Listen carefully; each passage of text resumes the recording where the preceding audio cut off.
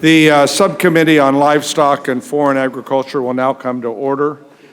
And I want to thank the members here, our chair and our ranking member as well, for participating in this important subcommittee to talk about the impacts that the trade has had from a stakeholder perspective throughout the breadth and width of American agriculture. And we have 5 good witnesses that I think reflect that perspective, and we look forward to their testimony. I've got an opening statement, as does the ranking member, and then we, as custom, will defer to the chair and to the ranking member of the full committee.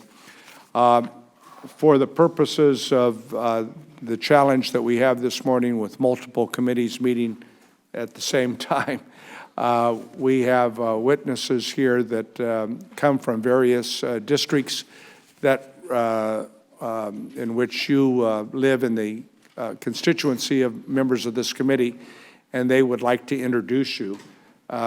Given that fact that we have members trying to fulfill other obligations, I'm going to, after the opening statements, allow the members of this committee to introduce those witnesses from their districts, and then we will begin with the witnesses in the order that they are listed here.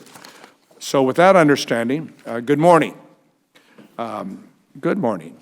It is a good morning. We got a little bit of rain. I wish we had more of it in California, but it is a good morning. We welcome today our witnesses and to hear their perspective on from the people who actually grow and raise and sell America's agricultural products.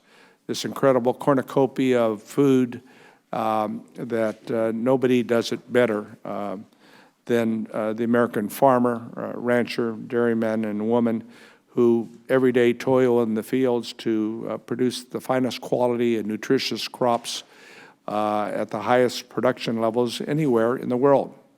As one of my favorite songwriters, Paul McCartney once said, nobody does it better. Nobody does it better than the American farmer. Trade is, I believe, in part what drives the demand and sustains markets for so much of what we produce in California as well as throughout the country. In my home state, which is the largest agricultural producer in the nation, we raise more than 400 commodities. It's amazing to think about that, over 400 commodities, and it represents 13% of the nation's total agricultural value at around $50 billion annually at the farm gate. That was in 2018. But I feel personally that, unfortunately, that I think the President's trade war has adversely impacted farmers not only in California but nationwide. He was quoted that we ought to buy bigger tractors and prepare yourself for a boom time to come. But I think the reality is over the last 18 months, the trade aid package, which was important and we all supported here on a bipartisan level, was an attempt to make up for the deficits that I think a better trade strategy would have avoided. We've provided billions of dollars in market facilitation program payments, but they are clear proof that the policies of the last several years have moved us further away from free and open markets in which American agriculture thrives, to say nothing about the inequities that I think existed in the program that was structured, especially in a place like California, where we have a host of specialty crops that did not benefit from the market facilitation program, unfortunately. Now, nobody here is going to dispute that farmers need to be compensated for the pain they've gone through. Clearly, it's part of the safety net that reflects itself in the Farm Bill. But as Chairman Peterson said last week, it's worth repeating, a farm economy propped up by payments from the government is not a healthy farm economy. And as Secretary Perdue said last week, and I quote him, "We know farmers want trade and not aid." And I think both statements are true. So how do we get to that point? I was very proud, and again, there was a strong bipartisan support that came from this committee and elsewhere that passed the U.S.-Mexico-Canadian trade agreement. And I commend the President and Secretary Ambassador Lighthizer with the bipartisan effort that included the Speaker and included many members of this committee all of last year to continue to work hard to push that bipartisan effort. And we hope that good things are going to come from that in terms of improved trade that will benefit business and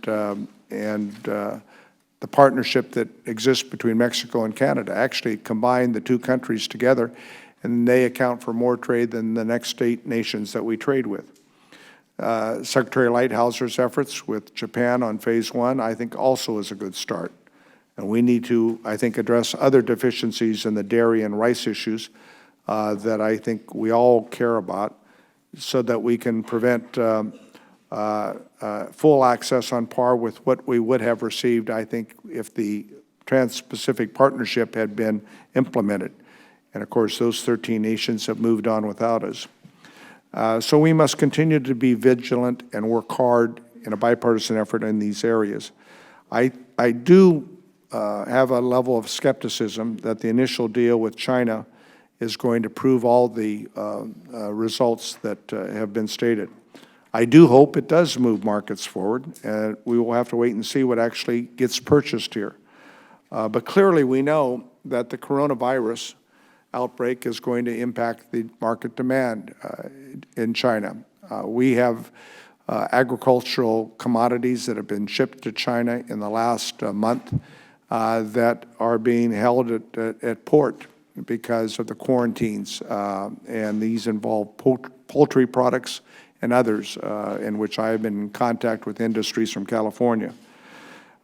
We also hope that the Chinese will focus on the progress that was made on the technical barriers that Ambassador Lighthizer negotiated in trade with China. That's part of the initial agreement. And I'm keeping an eye on that implementation to see what sort of opening we agreed to that will give, in particular for California, Chinese purchase in citrus. We're the largest citrus producer in the nation, and I'm being a little parochial here, but those markets are important to citrus production throughout the country. Looking ahead, I think we need to also turn our focus on the United Kingdom as a result of Brexit, as well as the European Union. I'm especially concerned on how the U.S. poultry exports into those markets. And I don't think we should look away from what we're doing that's been proven successful. Now, before I talk about that for a moment, we had the Trade Ambassador Phil Hogan here last month, who met with members of the committee on a bipartisan basis. I think I've worked with the Trade Minister, Phil Hogan, over the years when he was the Agricultural Minister. He clearly understands, for us to have success with the European Union, that agriculture has to be on the table. And I think we need to continue to bring that front and center. I know Ambassador Lighthizer feels that way. I believe the President feels that way. But let's look at some of the programs that have been successful in promoting agricultural trade. These promotion programs under the jurisdiction of this subcommittee, like Market Access Program, Foreign Market Development Program, Technical Assistance for Specialty Crops, have decades-long track record of establishing a foothold for American farmers, ranchers, and dairymen on foreign markets. And we need to, I think, enhance that effort. But let me just bottom line and close on this note. I am optimistic about the future. I guess I'm optimistic about the future because I am a third-generation farmer. And to be a farmer, let me tell you, folks, and I know we all represent farmers and ranchers, you better be an optimist. Because clearly, I think 5% of American population represents American agriculture. It's a credible tribute to their success that less than 5% of the American population can produce all of this cornucopia plenty. And they are hard workers, we know that. And they are optimistic, as well as the people who work on those farms. So we need to continue to provide the support. This administration needs to, I think, do everything they can to be partners as we allow them to sell their products for a fair and level playing field. I know our witnesses have some ideas on how we can do a better job. We're looking forward to having you tell us how we can do a better job. At the close of my remarks, in consultation with the ranking member, pursuant to Rule 11E, excuse me, I want to make members of the subcommittee aware and other members of the full committee that obviously you may join us today. And I recognize the ranking member for his opening statement. Thank you, Mr. Chairman, and thank you to our witnesses for being here today. We're especially fortunate to have you here representing production agriculture, knowing that spring in particular is a very, very busy time of year for you. I look forward to your comments about how trade has impacted your operations and the opportunities you each see ahead in the future. We all know American farmers and ranchers produce the highest quality crops, livestock, poultry, and dairy products in the world. That value proposition is well known by our customers around the globe who purchase more than 20% of U.S. agriculture production. For some commodities, though, like soybeans and cotton, it's 50 and 75% of U.S. production is exported.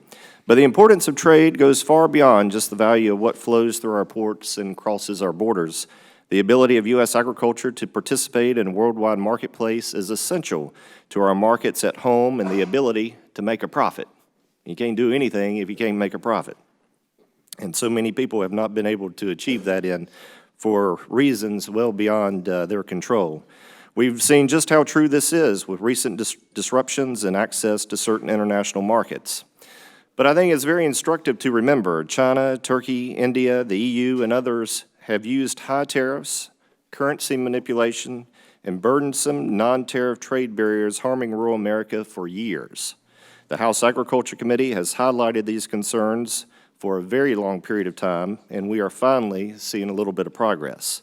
This administration has secured extensive commitments with 3 major trade deals representing 50% of our agriculture exports.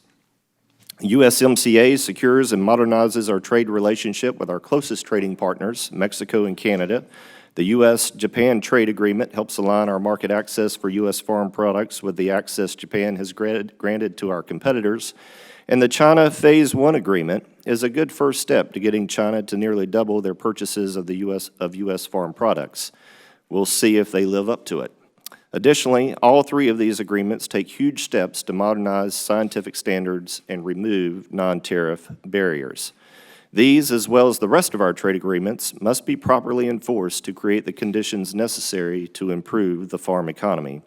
Our trading partners must live up to their agreements. I know that we all of us here in this chamber, as well as our friends in the Senate, and particularly our friends at USDA and USDR, will be watching very closely. Again, thank you for our witnesses for being here, and I look forward to your testimony. Mr. Chairman, I yield back. Thank the ranking member for his statement, and as customary, we will give an opportunity for the chair if he wishes to make any comments, and he passes. And we'll certainly recognize the ranking member of the full committee, Mr. Conway from Texas, for any comments he may like to make. Thank you, Mr. Chairman. I appreciate the witnesses being here today to visit with us about farm-level impacts of trade. Right now, things are pretty tough back home for our farmers and ranchers because competing in an unfair and distorted markets is really tough, and our trading partners do really well at sometimes distorting those markets. I'm also pleased the administration has taken strong action to establish what it means to trade with the United States.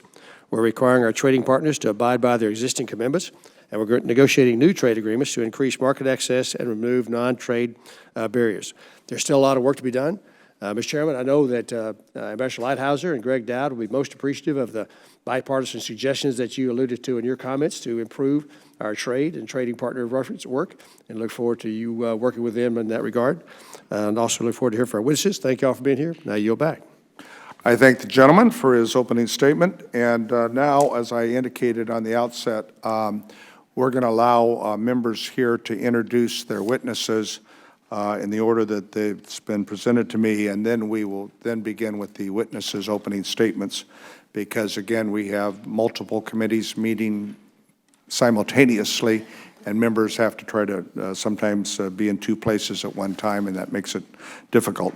So I'd like to recognize Congresswoman Axney to introduce her witness. Thank you, Mr. Chairman.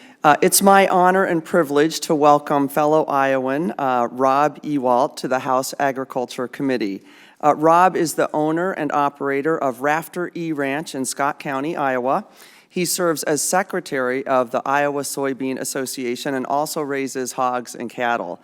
Rob is a longtime advocate for his profession and is a strong promoter of Iowa and U.S. soybeans through participation in trade delegations and speaking at forums and producer workshops.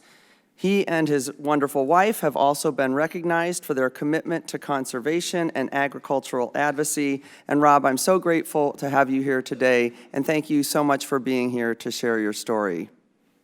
We thank the Congresswoman from Iowa for that very kind and accurate introduction, and we look forward to Mr. Ewalt's testimony. We also have Congresswoman Hayes, who would like to introduce her witness this morning.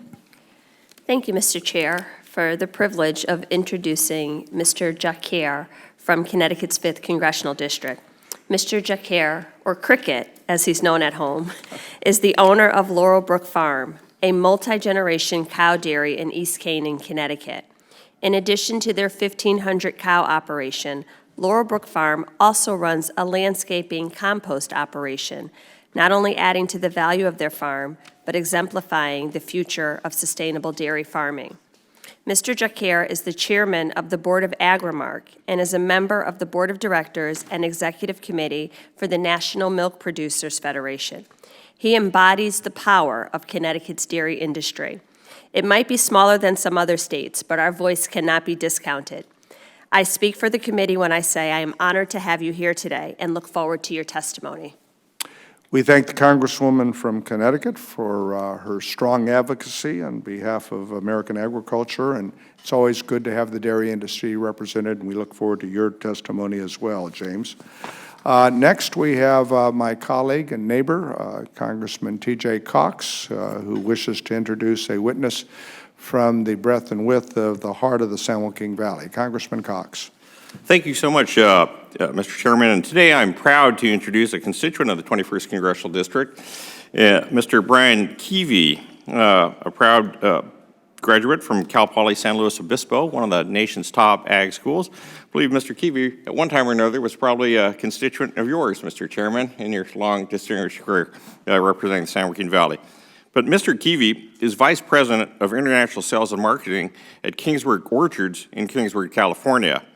And Kingsburg Orchards is a 5th-generation family-owned farm that grows over 10,000 acres of fresh fruit, including peaches, plums, and nectarines. They are one of the largest exporters of stone fruit in the United States, supplying the vast majority of things like white peaches to vital export markets such as Taiwan. If you want to know what's going on in our international markets, particularly in the East, the people at the tip of the spear are Kingsburg Orchards and Mr. Keevy. So thank you so much for being here, Mr. Keevy, and we very much are looking forward to your testimony. Thank you, Congressman Cox, for that very good introduction of Mr. Keevy. It reminds me of a subcommittee hearing I was engaged in about 10 years ago when we had a similar witness, a neighbor of yours, Mr. Keevy, that was going on and on about stone fruit this and that, and some of my colleagues from the Midwest were looking at me kind of strange, and I had to explain to them that we use the definition of stone fruit in California for any fruit that has a pit in it. We don't actually grow stones in California. I know that many of you think we have a peculiar way of doing a lot of things in California, but stone fruit is a staple commodity that we're very proud of. Mr. Rouser, you have a witness here as well, and we're anxious to hear about your introduction. Well, thank you, Mr. Chairman, and incidentally, I've always had a curious question about California. I hear almond and I hear almond. What's the difference? Well, you want to hear a little farm joke? We call them almonds when they're all in the tree, and then in August and September, we have a low-profile tractor that goes down the row with a 6-foot pneumatic tongue that has a clamp at the bottom, and for 20 seconds, we grab the bottom of the tree, and we shake the L out of them. And when they fall to the ground, they become almonds. Right, Doug? Almonds on the tree, on the ground, almonds. In the North State, it's always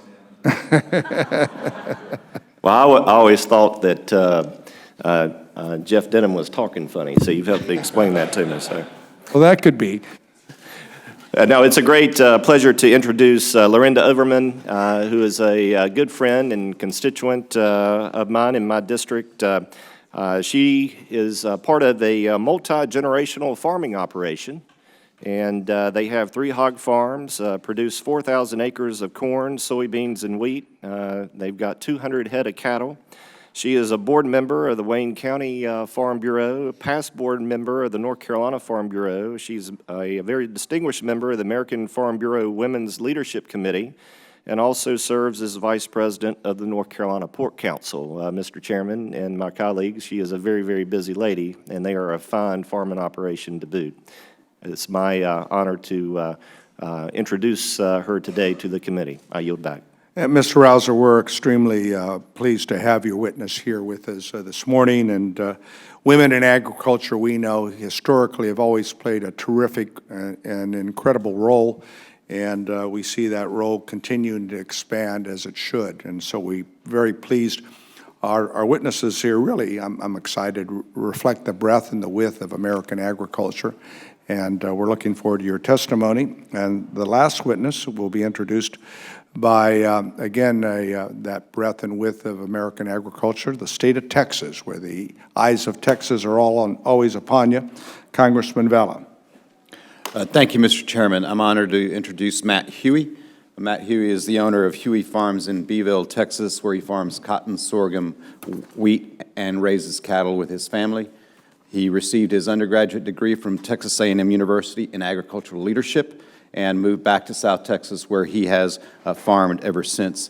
In addition to his work as a farmer, Matt is also active in the Southwest Council of Agribusiness, the South Texas Cotton and Grain Association, the National Cotton Council, the Texas and Southwestern Cattle Raisers, Texas sorghum producers, and Texas corn producers. He is accompanied today by his wife, Shambrin, and his 9-year-old son, Zach. Thank you, Mr. Chairman. Well, thank you, Congressman Vella, and we're very pleased that your witness is here. Obviously, he's been very busy, and we're glad that we welcome your family for having an opportunity to watch you testify. For those of you who have not testified before, let me just repeat the process. You have 5 minutes, and the light in front of you, when that turns yellow, that means you have 1 minute left. And when it turns red, the chair will be somewhat tolerant of you closing your statement, but if you continue to go on, the chair will be less tolerant. So you have 5 minutes to testify. We will follow in the order that you were introduced. Mr. Ewalt, you will begin, and then at the conclusion of the 5 witnesses, members of the subcommittee will then each have 5 minutes to ask questions or make comments to all of the witnesses before us. And the ranking member and I will determine, based upon interest and what kind of quorum we have here, as to whether or not we will entertain a second round. We'll play that by ear. So with that said, let's begin. Mr. Ewalt, would you begin your testimony? Mr. Chairman, Ranking Member Rouser, members of the subcommittee. My name is Rob Ewald. I farm near Davenport, Iowa. I represent the soybean farmers of Iowa as a district director in my state. Thank you for inviting me to share my thoughts on agriculture today. I know I'm limited time, so I will do this like a fat man through a barbed wire fence. I will go as fast as I can and hit every point along the way. That sounds good.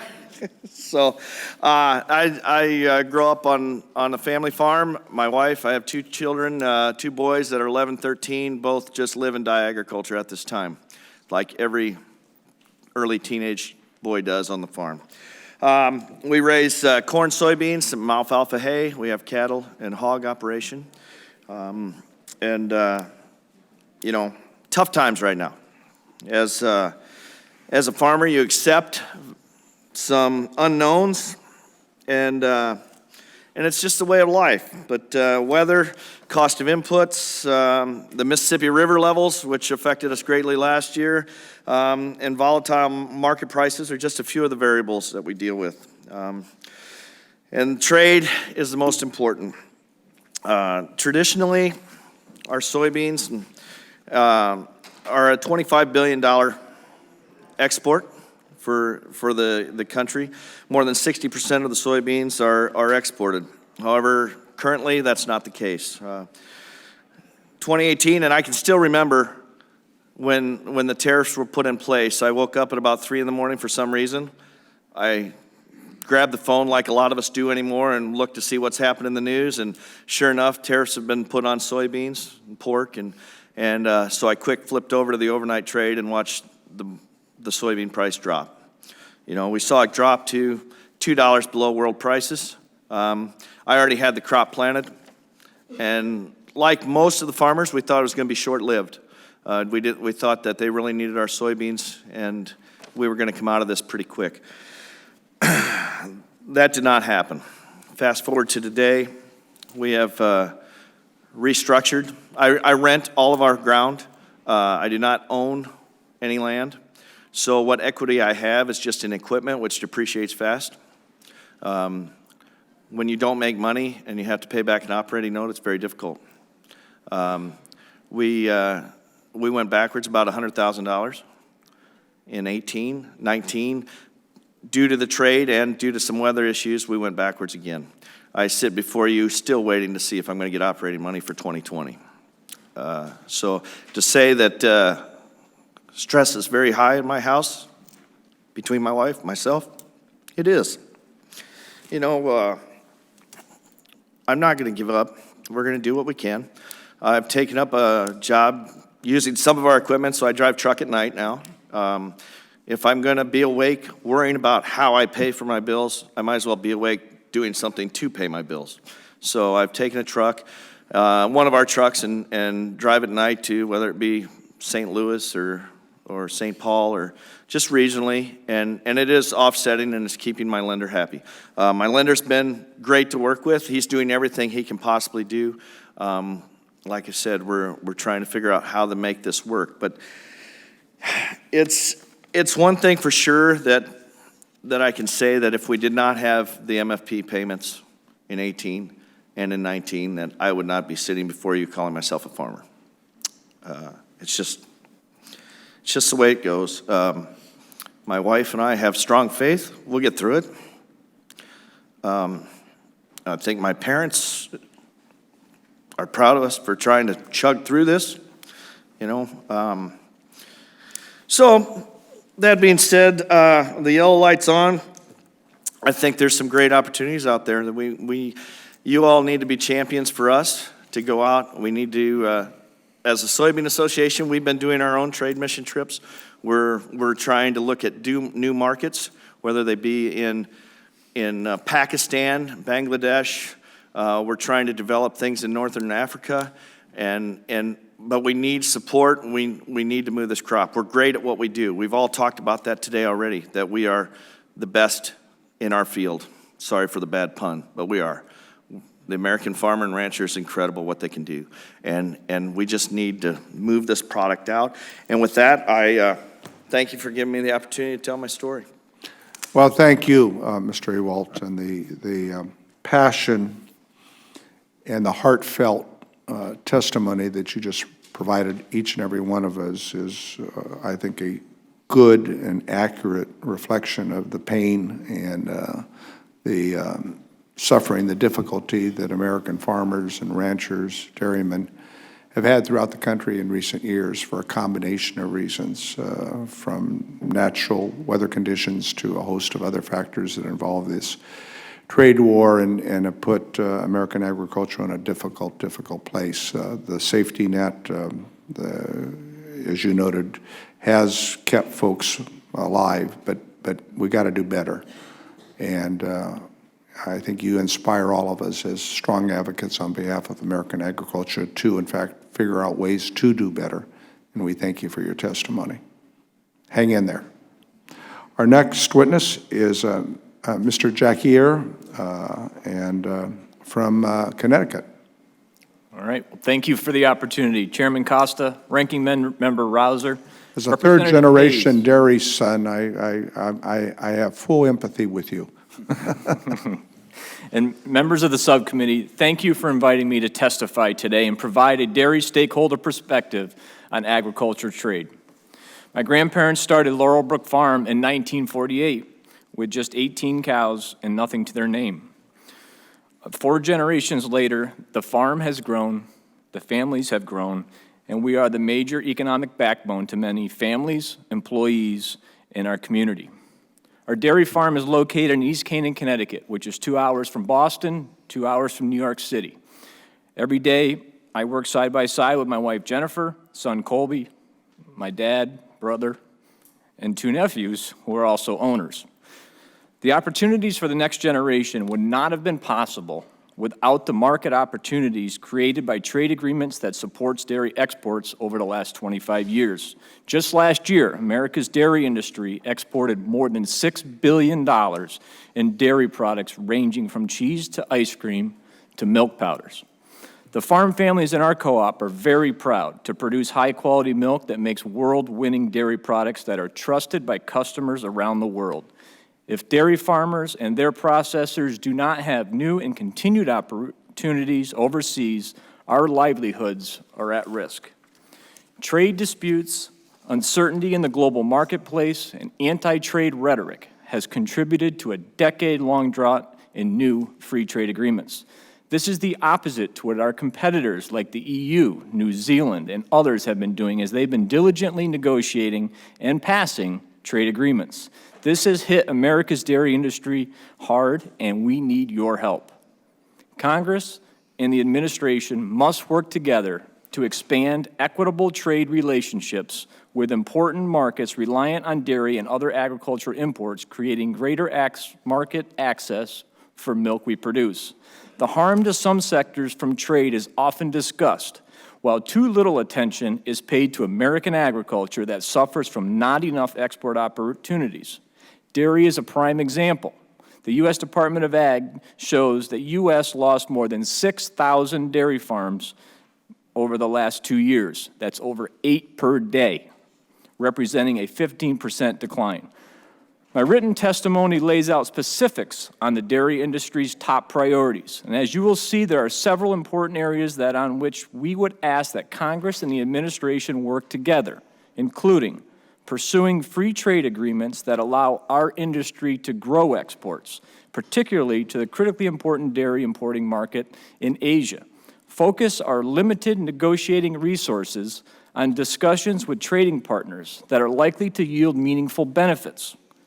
Give careful and proactive attention to the implementation and enforcement of negotiated trade agreements, particularly USMCA. We want to be certain that Canada and Mexico comply with their commitments. Remove all retaliatory tariffs on dairy in China so that the U.S. dairy industry can fully benefit from a Phase 1 agreement. Negotiating a comprehensive agreement with Japan that further expands dairy access in this valuable market. Break down unscientific, burdensome barriers to trade, including geographical indicators. I want to expand on my last point. We can lower tariffs and negotiate trade agreements, but if one non-tariff barrier affecting the food industry takes away market access, then we have nothing. The misuse of geographical indicators has become a pervasive problem in virtually every significant U.S. export market. It is a protectionist and anti-trade policy, and it must be firmly rejected by Congress and by U.S. trade officials at every turn. The dairy industry has no problem with GIs that have a first and last name, but each individual name should remain free for use by all competitors. GIs were meant to protect unique regional terms such as Parmigiano, Reggiano. However, the EU instead misusing these GI protections to limit exports from the U.S. of products that use generic terms such as Parmesan, Feta, Asiago, as well as wine terms and others. These are common names that millions of consumers recognize of their favorite foods. We need a laser-focused global trade policy strategy that will effectively combat the EU's efforts. USMCA set a strong precedent with its provisions on GIs, including a list safeguarding the use of common cheese names. The dairy industry wants Congress and administration to make it a policy objective to expand upon the successful framework of trade negotiations. I hope this committee will take an active role in examining and addressing these issues in the future proceedings. Your attentions to these trade issues will benefit the farmers, the processors, and rural communities. Thank you, Mr. Jacquier. You tested the patience of the chair, but your points on geographical indicators are well taken, and I think has strong support among members of the subcommittee here, and we believe it has to be addressed. Our next witness is Ms. Overman, I believe. Or hold it, I'm sorry, I skipped Mr. Keevy. Don't want to do that. Mr. Keevy from Kingsburg, home of the Watermelon Festival. Good morning, Chairman Costa, Ranking Member Mr. David Rouser, and distinguished members of the subcommittee. Thank you for the opportunity to provide comments on the importance of certainty in export markets and the stability that trade mitigation programs bring to the stone fruit industry. My name is Brian Keevy, and I've been the Vice President, International Marketing for Kingsburg Orchard for the past 12 years. Kingsburg Orchard is a fifth-generation, family-owned farm that grows over 10,000 acres of fresh fruit, which includes peaches, plums, and nectarines, collectively known as stone fruit. We are located in the heart of California in the San Joaquin Valley. The stone fruit industry is valued at approximately $800 million per year. Annually, Kingsburg Orchard exports on the average of over 10% of our 10 to 11 million boxes to over 25 countries. Our season begins in April and runs through December. We employ 200 full-time workers and around 6,000 seasonal workers and contract crews. The stone fruit industry needs certainty in our export markets. Reducing and eliminating trade barriers to expand market access is essential to the health and future of this industry. Exports typically account for 20 to 40% of total crop value. This revenue has become more important to us over the last 10 years as the industry has contracted. Due to labor-intensive nature of stone fruit farming, costs have increased significantly over the same period. Thus, securing premium export markets which have a strong profit potential is critical for the stone fruit industry's success. Chinese consumers prefer premium fruit such as Kingsburg Orchard's high-quality plums. So China has been an important market for us since 2014. Currently, plums are the only stone fruit that have been granted market access to China, but they've been subjected to several rounds of retaliatory tariffs, which resulted in significant reduction in shipments. Phase 1 of the U.S.-China trade deal was a positive step forward for the stone fruit industry. China committed to increasing purchases of U.S. agricultural products by $32 billion over the 2 years and agreed to grant market access for California nectarines. Achieving market access for nectarines presents a highly lucrative opportunity for Kingsburg Orchards, as many Chinese consumers have seen our nectarines in Hong Kong or in Taiwan already. Our importers are confident that nectarines will be highly regarded once we begin shipping them. As a result of Phase 1, China also announced that it would offer importers an opportunity to apply for exclusion from the Section 301 tariffs, which would provide some price relief and facilitate its commitment to purchase more U.S. goods. As a result, we do expect an increase in shipments for 2020 season.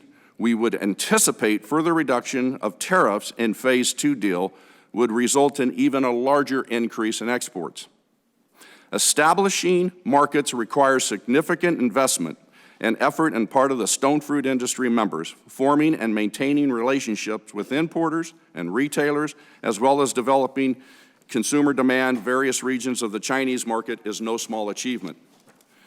During the last 2 shipping seasons, importers have replaced California plums with Spanish plums or fruit from other export markets. Consumers have become accustomed to these competing products. The stone fruit industry estimates that it will take 3 to 4 years to reestablish themselves once the tariffs revert to 2017 levels. Trade mitigation programs stabilize the market for our industry members while export barriers are being addressed. We understand that it takes some time to level the playing field. When a market as important as China closes, we must find alternatives to remain competitive in the interim. The trade mitigation purchases helped relieve pressure brought on by the increased tariffs, and it is our hope that these programs will continue as long as the additional tariffs remain in place. Thank you for the opportunity to provide these comments on the behalf of California stone fruit industry and Kingsburg Orchards. I thank the gentleman for his testimony and appreciate his perspective on the challenges dealing with China, and we'll look forward to going back on that with regards to the questioning. Now we are appropriate to our next witness, Ms. Overman. Will you please proceed with your testimony? Thank you, Chairman Costa. I appreciate your comments about women in ag, too. I think we are a force to be reckoned with. And thank you, Mr. Rouser. Absolutely. For this opportunity to be here. Good morning. I'm Lorinda Overman. My husband, Harold, and I are owners of Overman Farms in Wayne County, North Carolina. That's also the home of Seymour Johnson Air Force Base. Their planes fly over our farm daily. We are a multi-generational farm which directly supports our 4 families, 14 employee families, and we have a broad economic impact in our community. My husband is a 6th-generation farmer. He and I have farmed hogs and row crops for more than 38 years, and we've just welcomed the return of 2 of our 3 children back to our operation along with their families. Our farm is diversified with 4,000 acres of corn, soybeans, wheat, and 3 hog farms. On our hog farm side, we have a nursery to finish farm that has 7,500 head. We have a sow farm that has 2,000 sows that weans 900 pigs a week. And we have a wean to finish farm that holds 14,000 head. Our sons are also running over 200 brood cows on about 400 acres of hay. Let me set the stage for today's testimony. North Carolina farms have endured back-to-back-to-back hurricanes and unprecedented flooding. Our farm was personally severely impacted by several major storms and the subsequent flooding. Even with our risk management tools, along with the state and the federal disaster payments, the financial and emotional impacts have been extremely difficult to manage. In order to manage the loss of income and stay current with our operating and long-term loans, my husband and I have had to sell our timber to cover financial obligations. In addition, we've had to take out loans against our life insurance policies in order to help with operating capital. We have found that commercial banks are now afraid of farmers, and it is increasingly difficult to find partners willing to finance farming operations. The farm credit system has been vital to farmers in our area. While the timing of the recent trade negotiations could have been better for North Carolina farmers, we strongly support the administration's efforts to make these agreements work better for America's farmers. Foreign trade has become the lifeblood of much of North Carolina's farm production.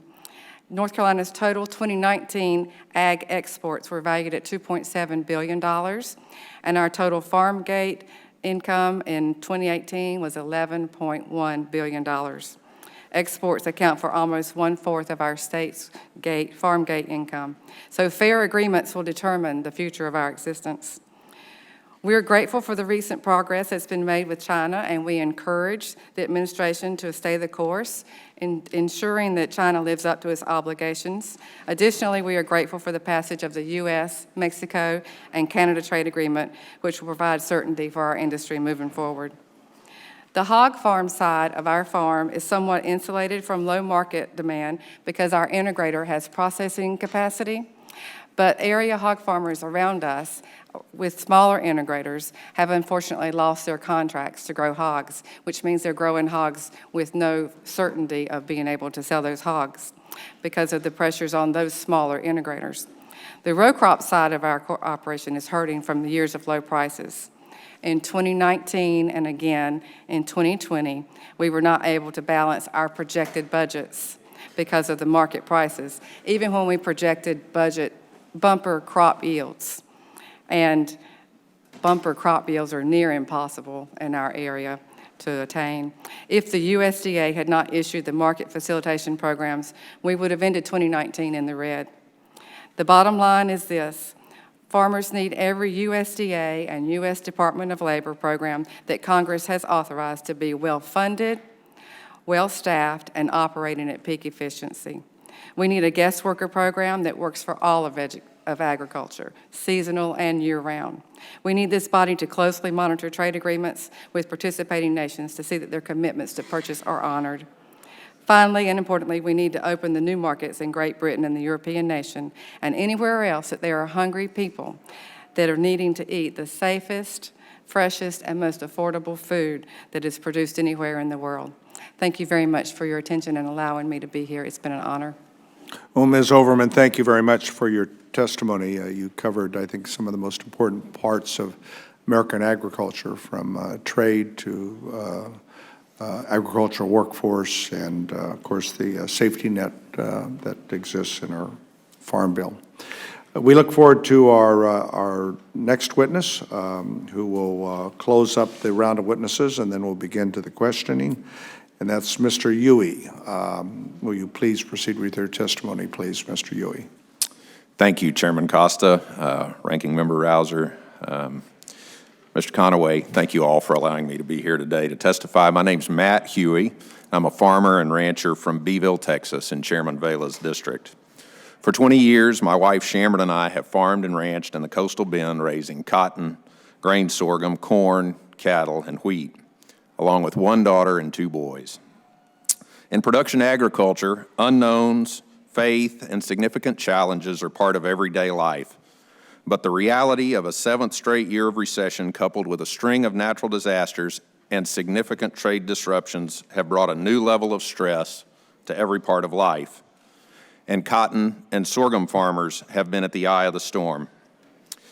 China was the largest market for cotton prior to the trade dispute. Growers had an opportunity to price cotton in the 85 to 95 cent per pound range.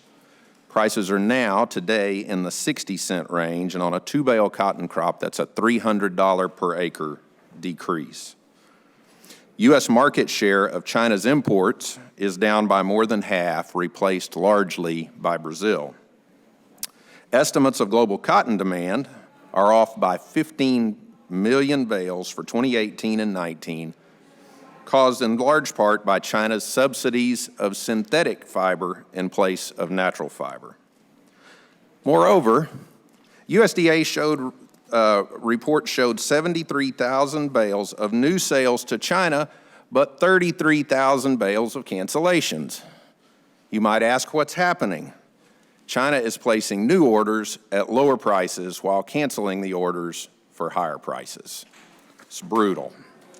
Sorghum is a similar story. Great demand and price prior to China's initiation of a bogus anti-dumping case that froze trade more than 2 years ago. A billion-dollar market that simply vanished.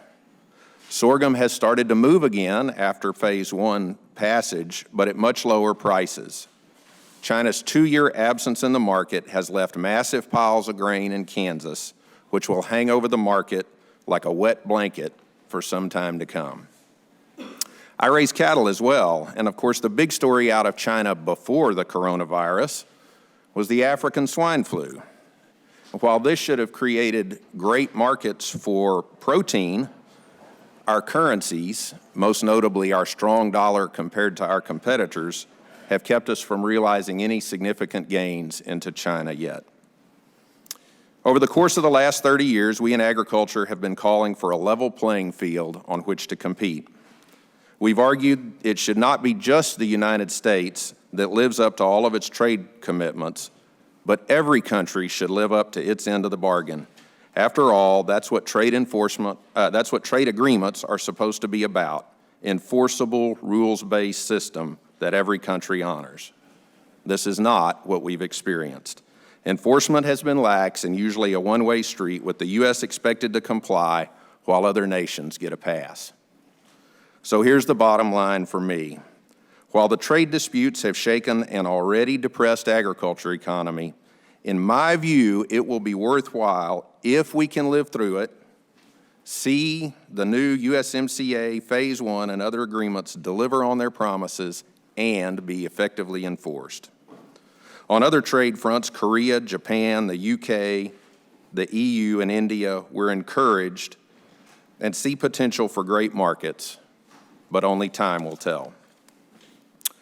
Most farmers I know are optimistic about the Phase 1 agreement, but I respectfully submit that absent a very significant turnaround in the next couple of months, an MFP3 will be absolutely essential if farmers are to hang on. The price we receive for our crops is far below our cost of production, and despite above-average yields in my area, the MFP payments only allowed us to break even at best. I know some are critical of MFP, due in part to the difference in payment rates among crops, but I can tell you the average 2019 MFP payments on cotton, as helpful as they were, offset only about 39% of the market value that we lost. I know the MFP program was designed to be temporary, but I also appreciate the acknowledgement by the President and the members of Congress that this program is vital because producers were deliberately targeted by foreign countries to gain leverage in a trade war. The President's pledge to producers to continue to provide aid until the trade deals work as promised is viewed as a lifeline to thousands of farmers and ranchers. I remember the 1980s farm crisis as a young man. I knew farmers who didn't survive. I also remember how bad things got in the 90s and early 2000s, but recall the situation was made bearable by this committee here in Washington. While I'm optimistic about current agreements, as you said, Mr. Chairman, I'm also skeptical, and I do not see a clear and certain turnaround in the farm economy. The simple fact is macroeconomics are telling us to quit. This committee has always stood by farmers and ranchers in rural America through these periods, and we thank you for that, and we hope that you will continue to stand by us. And we will, and we appreciate your optimism.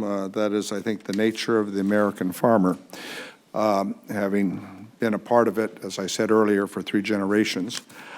We now are at the conclusion of the testimony of the 5 witnesses, and we will now recognize the members in the order of their seniority and those who were at the start of the hearing, and will be recognized in that order. And I'll begin with yours truly as the chair of the subcommittee. And let me ask Mr. Keevy, you have participated in the USDA Food Distribution and Promotion Program that was stood up as part of the trade assistance effort. In your view, what are your thoughts on the program? What do you think went well, and what didn't work? Where should we look for improvement?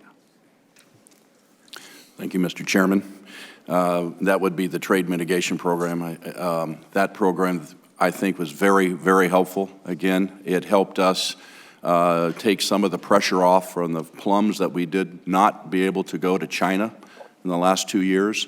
The positive part about the program is that it raised the level of the water for everybody, okay? So it took a lot of plums, almost 400 loads which is about 1,300 boxes per load, off the market so that the domestic market was wasn't suppressed.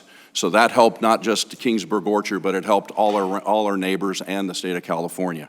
Yes, I think there's some points that we need to correct on it, possibly concentrate maybe on the members that were actually like grower, packers, shippers of the actual fruit, not so many the brokers on outside. There were brokers that weren't even in the state of California that participated in the program. If that, that minute change would be something. Yeah, and part of my criticism also is the breadth and the width. I mean, we were in excess of $30 billion, but, when you look at the totality of agriculture in every region of this country, it is a lifeline, but let's recognize that it's a lifeline is more than we need.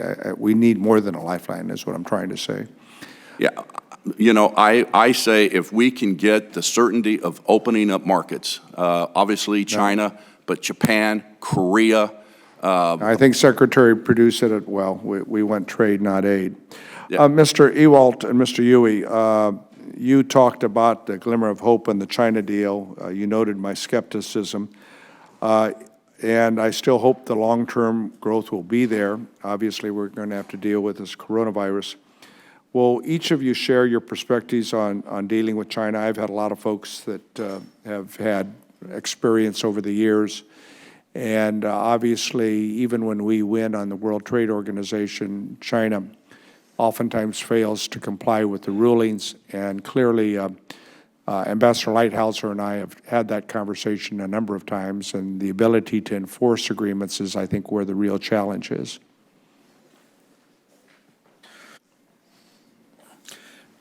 So I had the opportunity to tour China this last summer with the Soybean Association, and I guess the way I see it is on phase one. I question their ability to buy that many products in that short a time. The way it's all. I agree with you. My biggest concern with China personally is you know the swine fever that's over there. I think we all have a concern about that. And the demand on soybeans. I mean, why would they buy something they don't need at that point? And from a soybean grower's perspective, I mean, they don't need it if they lose half their herd. And it's important for us to be clear-eyed and realistic as to what the potential here are on these markets, I think. The potential, sir? I said it's important for us to be clear-eyed on what the real potential is on these markets. That's, I think, what you're saying. I think in 3 years, the potential is great for soybeans because I think they rebuild their population. They need it. Yeah, Mr. Huey. Thank you, Mr. Chairman. I think that we all recognize for the last decade or so, China has basically been a bad actor in the trade world. And I think the big question we all have, as you state, is will they live up to it this time? I think the reality for many in China, especially in sorghum and cotton, is they need our products. The question is, how do we get them to adequately pay us for those products, and how do we get them to fit that into their system? Your comment about agreed upon market price and then renegotiating the contracts when the market slips, we've had that in China, we've had that in India, and I think we have to resort to pay on delivery and get the money up front. Otherwise, it's not there. Yes, sir, and you and I both know that there are hands that touch those products between mine and the Chinese, and the more that there's slippage, the more those folks are cautious, and the less they're willing to pay down to the producer level for those crops. So I think the real question is, how do we enforce these agreements as we move forward? I agree. I have some other questions, but my time has expired, and I'll defer now to the ranking member, Mr. Rausser from North Carolina. Thank you, Mr. Chairman. You hit on some of the things that I had on my mind, so I'm going to move to a related but slightly different aspect of this. Given the trade difficulties that we've had, Ms. Overman, can you talk about the diversification of your operation, things that you've gotten into, say, 2, 3, 4, 5 years ago that you didn't anticipate you might get into in terms of trying to make things work on the farm, given the very sluggish farm economy of the last 7 years? Yes, sir. Recently, when we brought our son and son-in-law back on, they've started looking at the bottom line in a different direction than we have because they've got fresh eyes. They're not looking at how long we've been farming, but they're looking at how long they want to farm. So even before they came back, we started to see the need to diversify a little bit. We got out of the tobacco program because it was not paying the bills anymore, and we went into hogs to help shore up our row crops. So our hog system has grown, and under the contract, it's a very stable income as long as your integrator provides your hogs and as long as you don't have a disease. I've seen years where the hogs were the black line, the only black line on our profit loss sheet, and they've carried our farm. I've also seen years when disease hit those hogs, or something happened with our integrator and we didn't get the numbers that we needed, that thankfully the row crops carried. But diversification is you plant or grow several different kinds of crops, and then you pray over them all and hope that at least one will turn out black, maybe two will turn out black.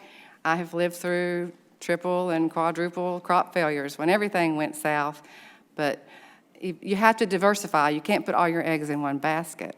And our sons are really bringing that home now that they've come back because they want to continue to farm. Yeah. It's, I always tell my colleagues that in North Carolina, if you don't have a tobacco contract or a hog contract, you're really not growing anything else either. And, you know, my district is probably the largest sweet potato producing district in the country. And you wouldn't have sweet potatoes if you didn't have tobacco and you didn't have hogs, quite frankly. We're actually trying a few sweet potatoes this year too, just to hedge our bets and to diversify to see what works. Yeah. So much sandy land in our area. Right.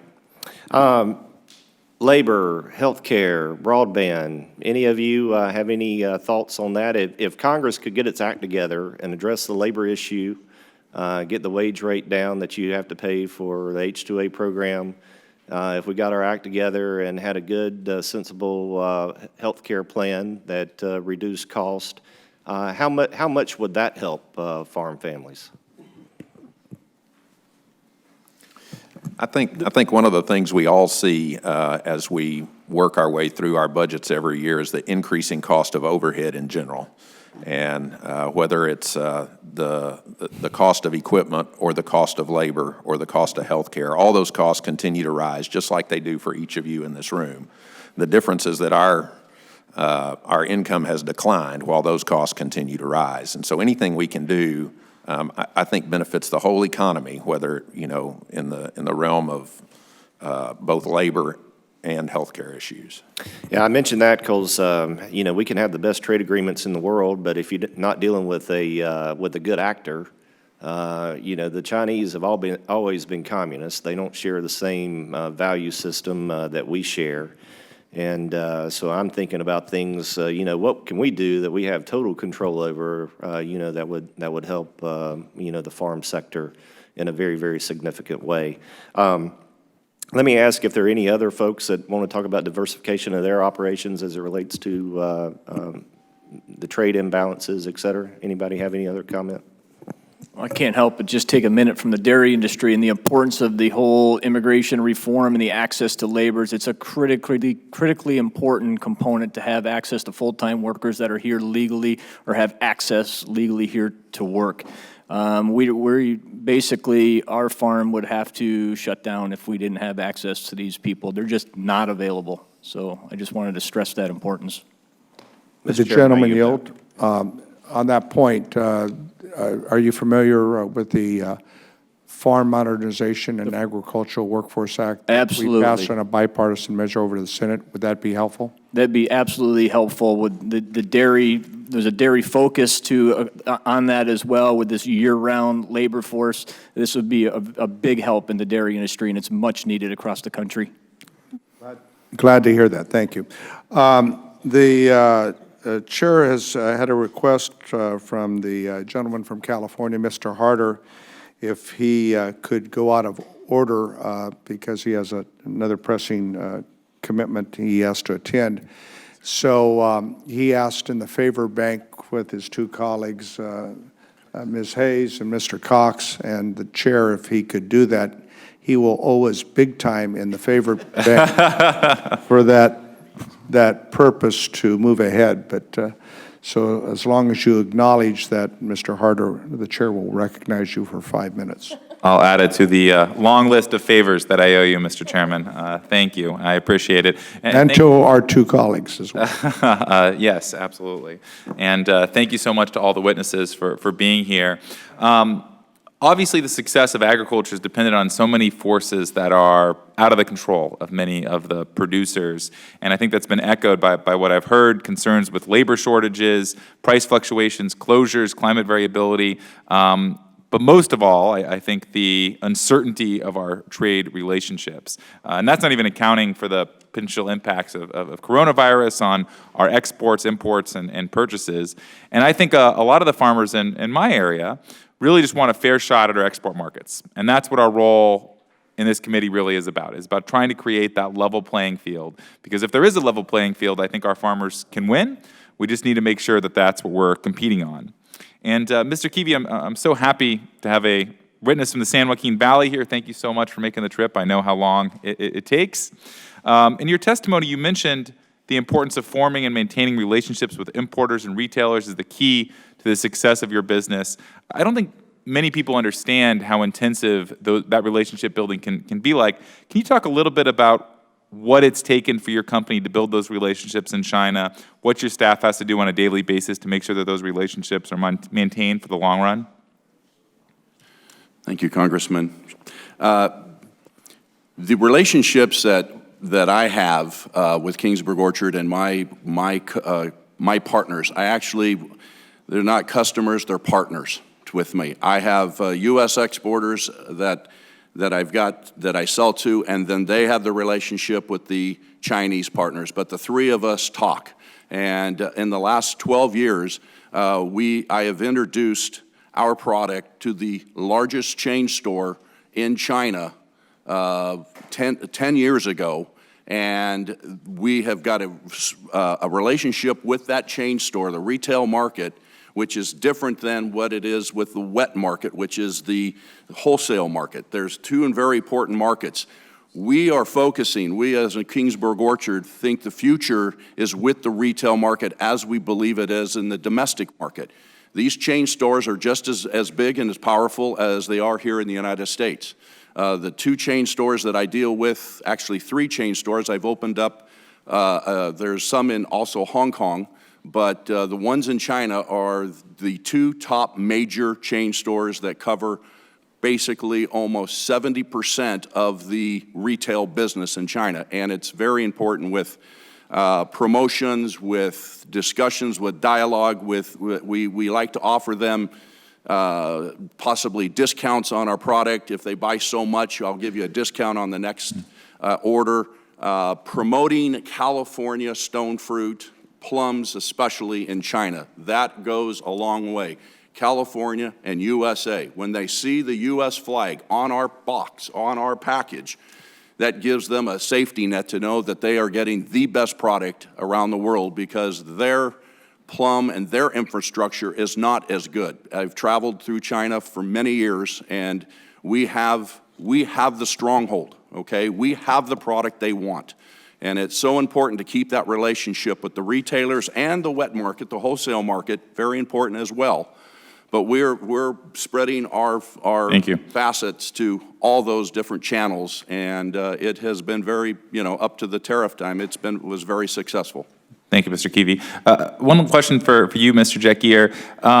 Can you please expand a little bit on the type of market access the dairy industry is looking into for a phase 2 deal with Japan? In particular, butter and milk powders, the dairy products that are primarily produced in California. What are you looking for in the phase 2 there? The Japan, to expand the milk powders, and probably the single biggest component in Japan is the geographical indicators is a big barrier that needs to be resolved. And that is the single biggest piece in there. With that, I yield back, Mr. Chairman. Thank you. All right, the gentleman yields back with 25 seconds left. Very good. The chair will now recognize the ranking member of the full committee, my friend and the gentleman from Texas. Thank you, Mr. Chairman. Appreciate that. Not sure when I've participated in a hearing, but it's had 5 more genuine and compelling witnesses. Thank you very much for your stories this morning. I just wish our full committee colleagues could have had the benefit of just hearing you tell your stories. Thank you for that. Matt, thanks for being here, buddy. In your written testimony, you mentioned that obviously phase 1 agreement, we don't have the specific details on crops by design. That it would not be fair to the markets to do that. But in your written testimony, you and the industry have decided that you think the Chinese should buy 6.5 million bales as a part of that phase 1. Can you walk us through kind of the mechanics of how you came to that number and what the impact would be? Sure. So first, I want to say thank you to the administration, as I understand it, the way we were included in that specifically for cotton. We don't know any of the numbers, but we appreciate having that system put together. To Today, our trade numbers show about 2.2 million bales, but prior to the trade tariffs, we were exporting 5 to 7 million bales of China a year, and we were roughly 40% of the total imports into China. We think Is that cotton imports? For cotton imports, I'm sorry. We think that those numbers ought to be that or better. So we take 6.5 as a baseline number. We expect phase one to be better than what we were doing prior to the tariffs. So we take 6.5 million bales as a baseline number, and we hope that it will be better than that. Part of the problem today is we're at 2.2, and the market's dropped this year, which means that we're at risk of cancellations again, as I alluded to earlier in the so I think the challenge here is how do we get back to those numbers? We know they want the cotton. We just have to get the system in place. So some of you have talked about, I think, Ms. Overton, you mentioned the importance of the MFP payments, or some of you did. Can you speak further about a third round of MFP, and it can maybe time frame on if we don't get the turnaround in USMCA and we don't get the phase one deal done, what kind of impact did the MFP payment, a third round, have? It's a bit of a leading question, but. Well, I'll take it. I think that short answer is if we don't see an MFP 3 or a real market turnaround, and I don't mean just 10 or 15 cents, I mean real markets in cotton and sorghum and soybeans, which of course will lift everything else, I think those MFP payments will be absolutely necessary, or you will see a large wave of bankruptcies across the country. And I don't think it matters what region you're in. I think we're going to see bankruptcies. We're going to see some already. Let me be clear. This is not going to, the bloodletting is not done, even with a third round of MFP payments equal to the previous payments. Those did not allow us to break even. We've got large MFP payments in my part of the world, and they made up for half of what we lost in this trade agreement. So I think without that, this is easy. I mean, frankly, if I told somebody earlier, if I had a good exit strategy right now, I'd be taking it. Mr. Ewald. Yeah, I would agree. I mean, you're looking at how much debt we're carrying over from the last 2 years and not being able to service that debt on top. I mean, anything that would come would be, in my circumstance, I mean, my lender would really, really be happy because, I mean, it's just going to go back and pay debt. I talked to a good friend of mine that he bought a farm in '92 and he owes more on it now than he did then because he's had to restructure everything. And so the amount of debt that we're piling up, you cannot overcome just by growing corn and beans, unfortunately. I mean, it's just, you can't make that much money on the crop, even if times are good, to pay off that debt right now. It's just, it's unsurpassable. I mean, it's just sustainable. Mr. Ewald, quickly, you mentioned India, Indonesia, Malaysia, in terms of new markets. What would we sell there that you think? I'm speaking strictly from the Soybean Association that India, with their population growth, they're gonna stop exporting soybeans. So we need to capture those countries that have been previously buying from India and jump on. That's why we sent a delegation to Pakistan, Bangladesh. I think there's a lot of opportunities there, and maybe even India if their population growth and they can't produce the amount of soy for protein. I think that's a great opportunity. And everybody talked about when China put the tariffs on that how it devastated the soybean industry, and they blamed us for having all our eggs in one basket. Well, you're not going to turn down somebody that wants to buy your product, So from that standpoint, what I suggest is we need more baskets. But and now we're forced into it because of our issues with China. So, but that's what I see. Yes. Thank you, Mr. Chairman. You're back. Gentleman's time has expired. The chair will now recognize the gentleman from California, my neighbor, Mr. T.J. Cox.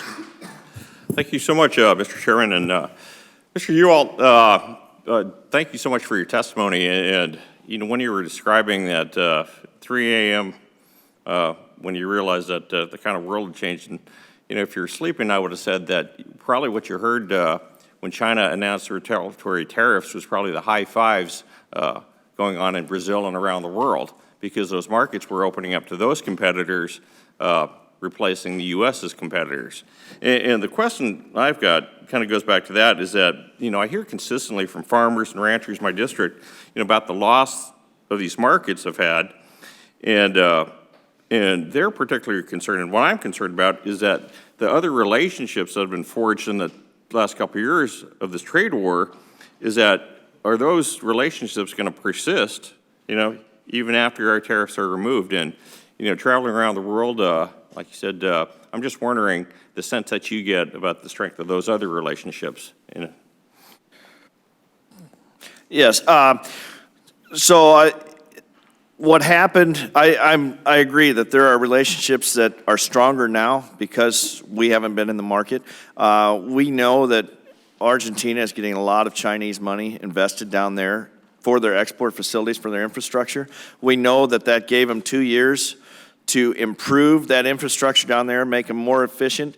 As a farmer in the Midwest, one of our great things that we have going for us is our waterway system and the way that we can move our goods out to other countries. We have a lower cost of shipping from from our region to China than Argentina does.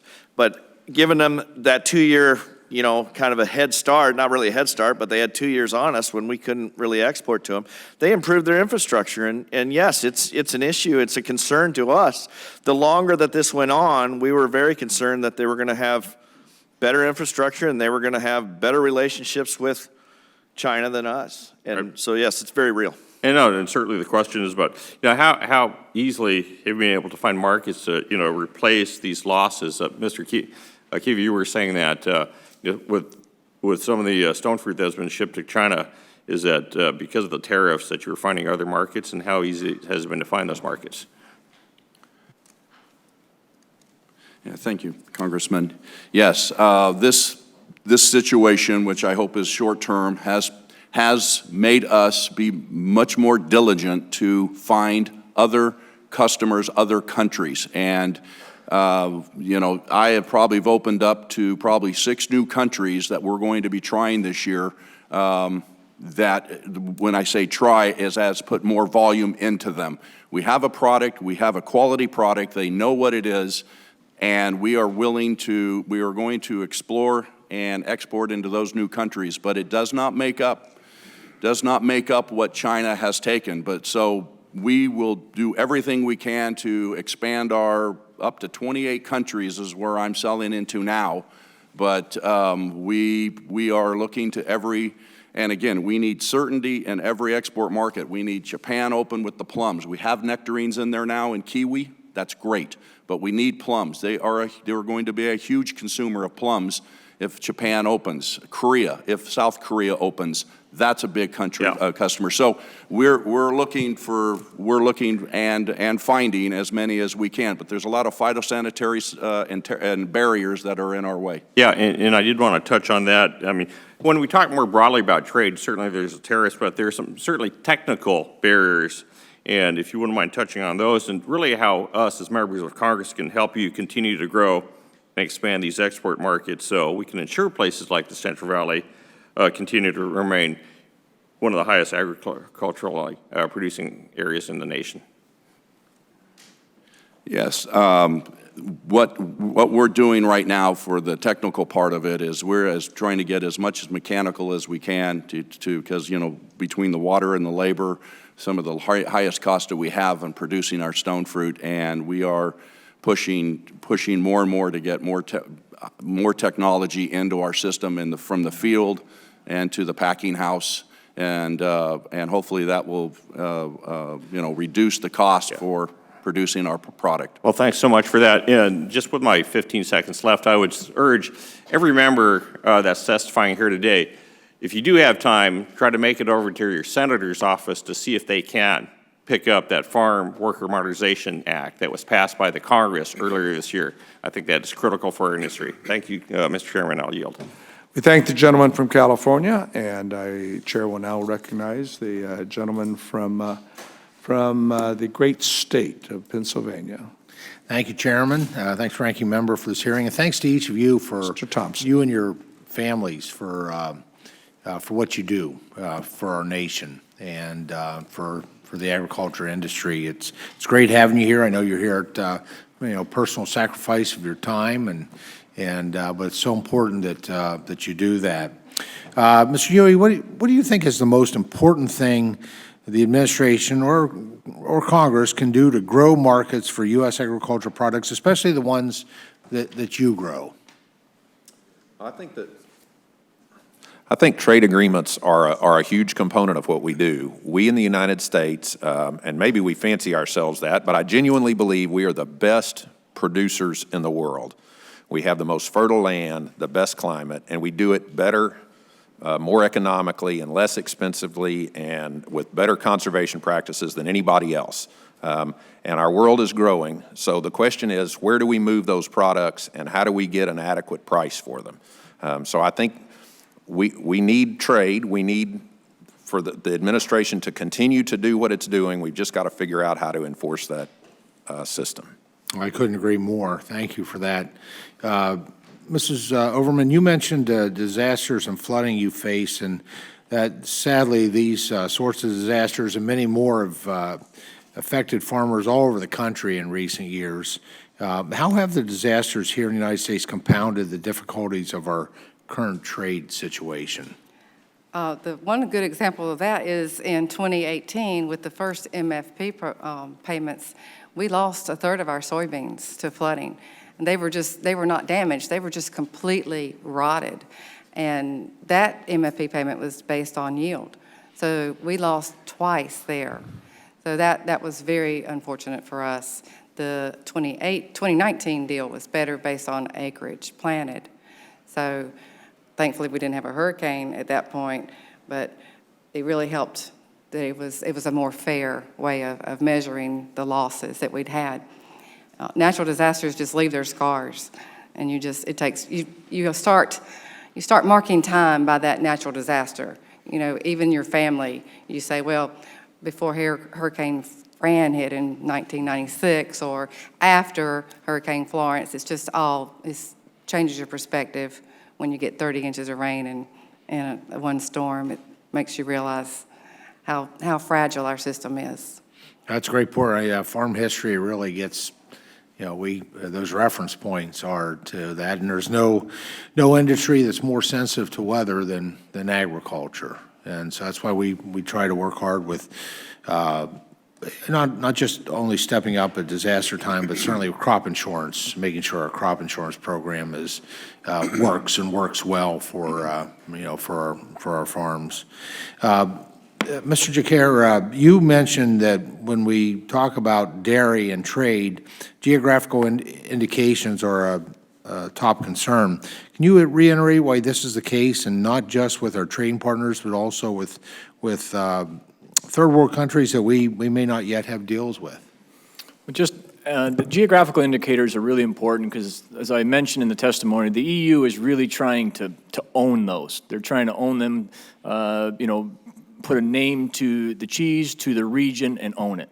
At the same token, there's also an EU-Mexico relationship that's going on, and they're actually using it as a leveraging tool for market access and those types of things, so they're not owning the intellectual property of that. So we need to do the same.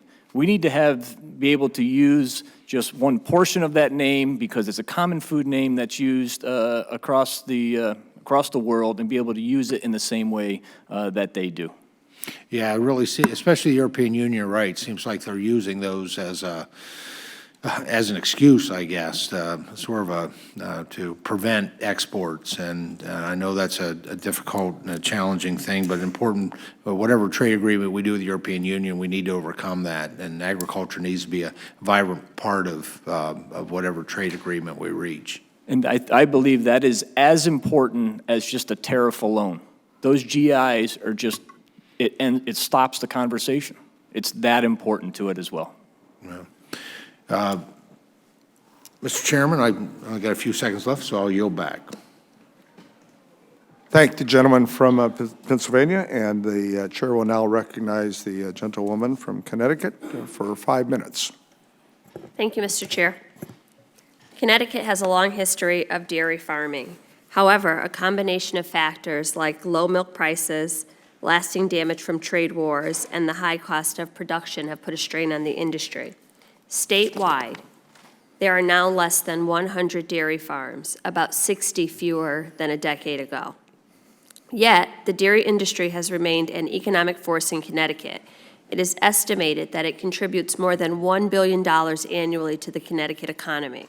The resilience of the industry in Connecticut, even with these obstacles, only serves to prove that given the right opportunities and absent barriers, the dairy industry could be an even stronger force in our communities.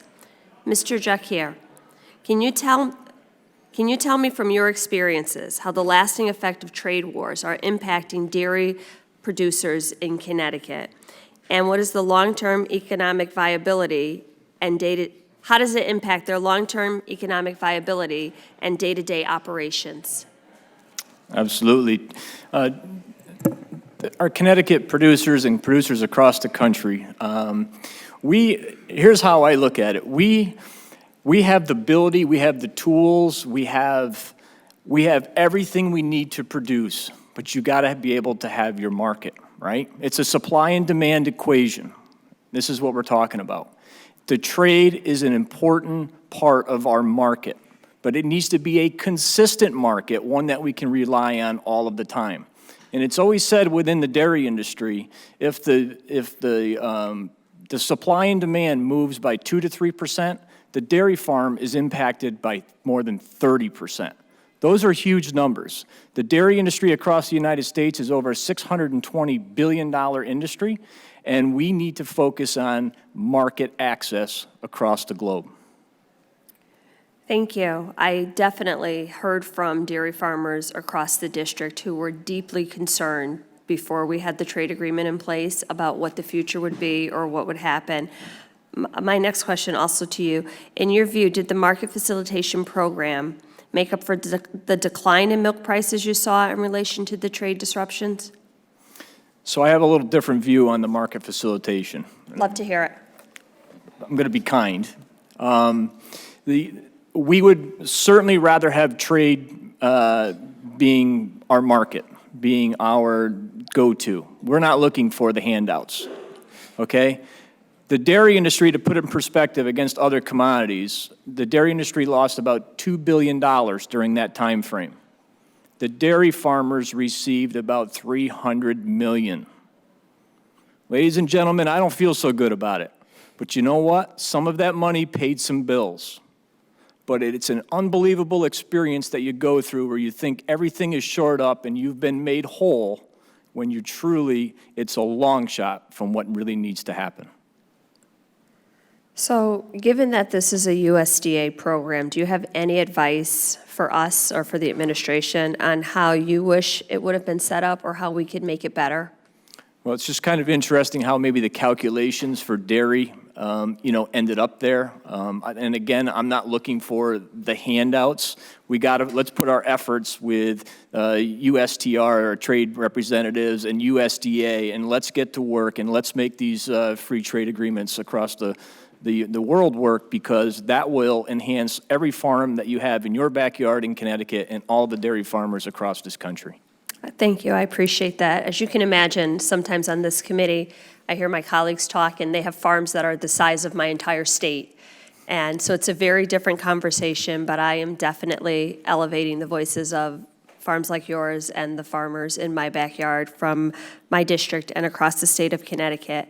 And I can tell you that the committee will be watching the implementation of the USMCA closely, and will take any action that is necessary to fight any cuts to the benefits for the dairy industry or the things that we tried to negotiate so carefully and work hard towards. So with that, Mr. Chair, I'll yield back. Ms. Hayes, thank you for your comments and your witness's testimony. I believe you really underlined the point that I was trying to make in terms of the market facilitation program. While it provided a lifeline, certainly your numbers on the dairy industry in this country, I think, reflects the reality of the fact of the tremendous losses in equity and outright losses in dairies that have been witnessed in recent years. As, again, the son of a three-generation dairy people, I know those cows got to be milked 365 days a year, at least twice, if not sometimes 3 times. So just a question, do you think the USMCA, with the efforts that I wished had gone further, but with Canada, is going to have some, afford some ability for the dairy industry? It's going to take some time, but I think it's around enforcing and looking after and following up with them. And the longer this drags on in time, there's more opportunity for Canada to dilute the waters, so to speak, on what actually could come forward. So we need to have a full-force effort from here, from Congress, and should play an important role in making sure that that happens. Negotiating provisions to step up the work, and more importantly, not wait until Canada and Mexico water down what is really planned out to be. There's a lot of details that are really important for the follow-through. Thank you. The chair will now recognize our next committee member, the gentleman from Kentucky, Mr. Comer. Thank you very much. Thank you, Mr. Chairman, and I want to thank the panel for being here today. It's always great to have farmers representing agriculture as witnesses to the Agriculture Committee.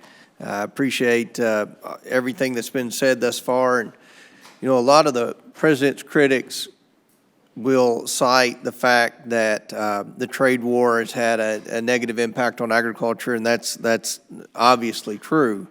But what is often left out of the conversation is that for years, we in agriculture, and I say we, I'm a farmer as well and been involved in agriculture my entire life, we have complained about non-tariff trade barriers to certain countries. I'm a cattle farmer. You know, the European Union has been a very unfair trading partner to American beef.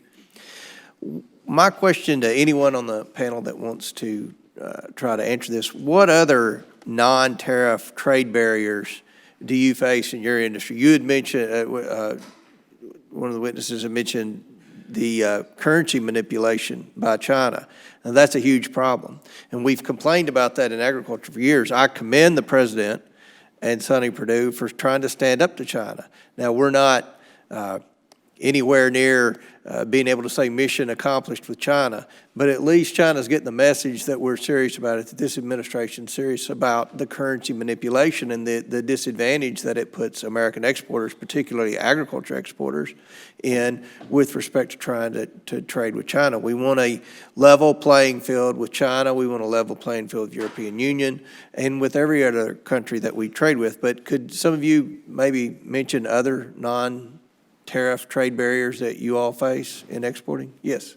The one that sticks out really quick with me would be the grains with the GMO products, and the European nation does not want any GMOs to come into their country. And we've got 20-plus years of research that backs up the safety and the usefulness of a genetically modified crop. And it's hard to overcome that education gap that we're seeing when it comes to GMOs. I agree. I think the European Union uses the GMOs and, certain feed additives or hormones, whatever, in beef, just as an excuse to not have to trade with the United States. Are there any other examples? Yes. Some others that play a role in this is recognizing the safety of America's dairy products and production systems, including removal of existing unscientific regulations that are blocking U.S. exports. You can establish enforceable commitments for sanitary and phytosanitary standards and technical barriers to trade that provide enhanced certainty for U.S. EU ag trade. Simplify border administration measures as well. These are all non-tariff trade barriers that pose risk. I agree completely. One other question I wanted to ask. The Trump administration, our trade representatives are working on new bilateral trade agreements with countries like the United Kingdom. And I think that would put a lot of pressure on the European Union if we could get a bilateral trade deal with the United Kingdom. Also working on trade deals with emerging countries like Kenya. And of course, India is already an emerged country, but we're working on bilateral trade agreements. Are there any other countries out there that you feel like the United States has an opportunity with respect to the particular agriculture commodity that you all deal with? Yes, sir.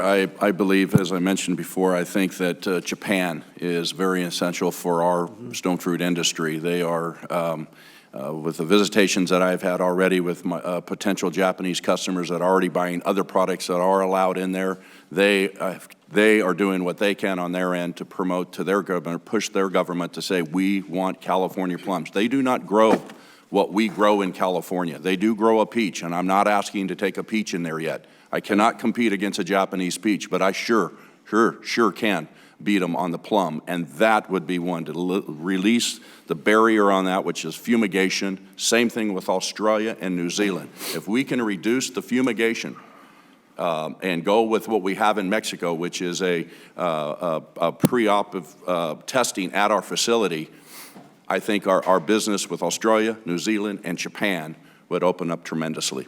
Excellent, excellent. Well, thank you all again for your testimony. Look forward to working with you in the future, Mr. Chairman. My time's expired. I yield back. All right, the gentleman yields back, and the chair will now recognize the gentleman from California, Mr. Pineda. Thank you, Mr. Chairman. Gentlemen, ma'am, thank you very much for being here. Appreciate all that you do, not just all that you've done to be here, but all that you continue to do in our farming community. So thank you very much. I hail from the Central Coast of California, otherwise known as the salad bowl of the world, which many of you heard, and I know my fellow members on the Ag Committee have heard me say over and over and over, but I'll never get tired of saying it, just to let you know. We have a lot of specialty crops. That's all we got, pretty much. And so we ship mainly to Mexico, Canada, but also UK, Europe, China, and Japan sometimes as well. And I admit, when it comes to the trade negotiations, the administration has made progress when it comes to reducing barriers and opening up markets in China and Japan. But I also expect them to continue to do more work on this topic, especially when it comes to lowering tariffs and addressing non-tariff barriers, also in other countries, the EU and the UK. But unfortunately, when it comes to some of the difficult issues and the difficult negotiations, it feels like they've been punted to later dates, especially with SPS issues when it comes to Japan. And then looking at our blueberries, raspberries, and blackberries, they've gained better market access to that country, but those SPS issues, the sanitary, phytosanitary issues, really have not been addressed. And even tariffs on strawberries remain high, unfortunately. Now, I get that mandatory crop purchases and the China Phase 1 agreement, as well as the MFP programs, have helped some farmers, helped them keep afloat. I get that. But as you have said, I think, and as we all know, neither of those by themselves can make up for the open markets and trade certainty that you deserve, if you ask me. And so I understand the plight of commodity crop farmers when it comes to them getting a majority of the MFP. But I just have to say, in my biased opinion, if I may, that specialty crops were left out of that equation quite often. And so I'm glad to see that we have a California specialty crop farmer here representing today. And I hope that all specialty crop farmers are remembered and recognized as we move forward with these trade negotiations. Now, Mr. Kiwi, you note in your testimony that China Phase 1 agreement made SPS improvements for stone fruit. Is that correct? Yes. All right. Now, I recently met with the USTR agriculture negotiator, Greg Dowd, Ambassador Dowd. Last week he was in my office. And he said that the SPS negotiations are coming along, especially when it comes to ensuring that market access for covered crops were progressing and that they were on schedule. Are they on schedule for you? For China? Yes. Yes. They are. They just approved March 2nd that nectarines are now allowed into China.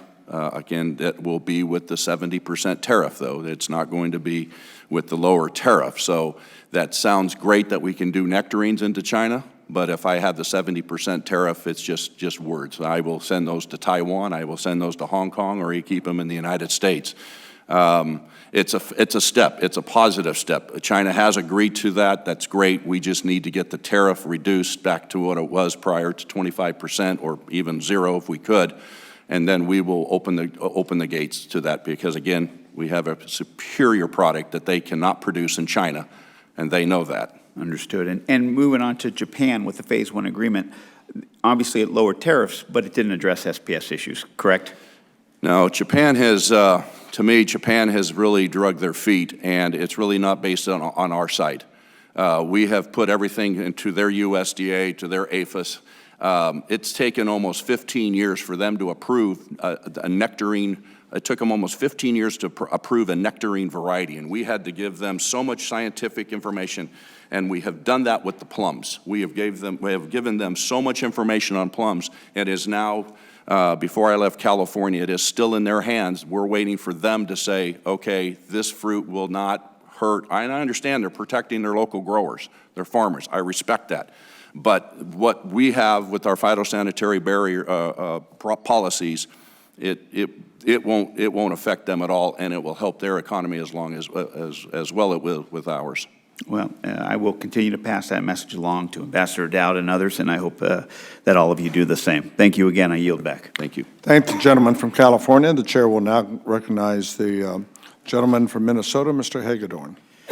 Thank you, Chairman and Ranking Member Rouser. Appreciate that. Nice of the witnesses to be here. I appreciate what you do for the American people and people around the world. I mean, right now, the big topic of discussion around the globe, and rightly so, is the coronavirus and how fragile people are when you look at it and what can happen to folks. And but that can also happen with our food supply. That can happen with, when people take for granted what happens there. They walk in the grocery store and there's all the food, an array of choices, high quality, affordable prices. Isn't that wonderful? It is, but we have to keep doing what we can to sustain that and protect that, and I appreciate what you do to deliver that every day. I was one of the early champions of the USMCA trade deal, and I thought it would build momentum to help us with the deal with China, which I think it did, and also Japan was a good thing, and we're looking at Vietnam, and on we go down the list. We've mentioned some of them today, other countries that you'd like to see trade negotiations turn into export opportunities, but I'd say to my friend from the dairy industry and ma'am from you with the hogs, are there any particular markets that you're looking to get into that maybe we're not focusing on at this time? I'll start. I agree that if we open up Great Britain, that'll open up the European nation a little bit better for us. I recently heard a statistic that 95% of the people in the world live outside of the United States. So I would say anybody in the world is fair game for pork. It's the most widely eaten meat that we have. And I would like to also reiterate that the fact that the Chinese people have purchased Smithfield Foods, that shows great confidence in our USDA testing and safety protocol that we have set up, and that they want our products if we can just work out how to deal with them trade-wise. Thank you. I would answer in the way Southeast Asia, anywhere in that area, is definitely an area of focus for the dairy industry.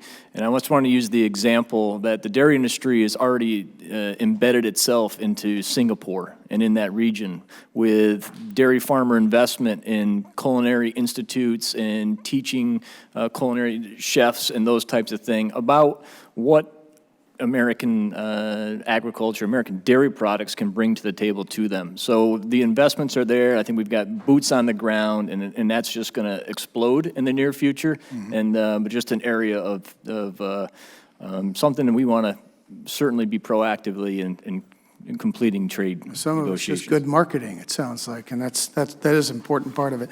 So, Mr. Jacquer, is that how you pronounce it? Okay.